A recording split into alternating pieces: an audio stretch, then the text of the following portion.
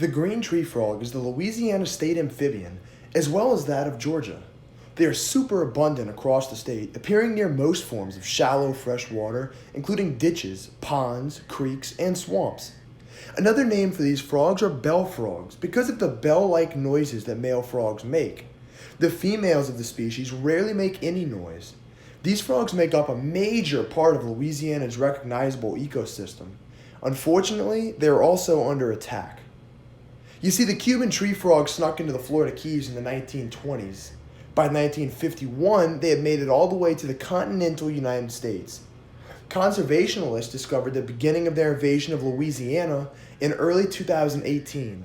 It is speculated that the Audubon Zoo ordered palm trees from Florida that came with a couple uninvited guests. The stowaway Cuban frogs have quickly spread across the entire state. They are very hard to distinguish from Louisiana's native frogs, as Cuban tree frogs can be light green, dark green, pasty gray, yellow, or even brown.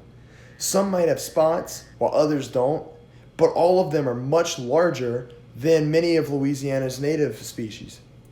The biggest difference between the two species is the white stripe that native Louisiana frogs have separating their green bodies with their white bellies.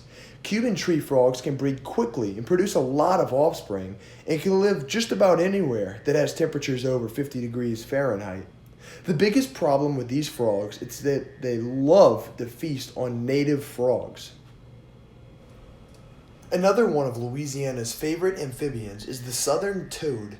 These toads are mostly nocturnal as adults, but can be found at any time of the day when they're young.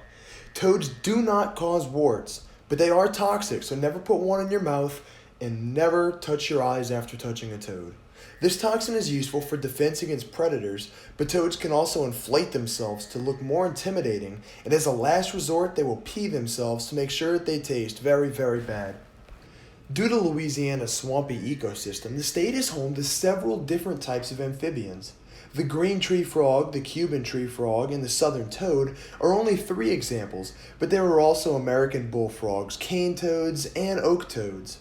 And there's many more. Although frogs and toads are seen as gross by some people, they are actually very important to the ecosystem because they limit the population of many species of insects.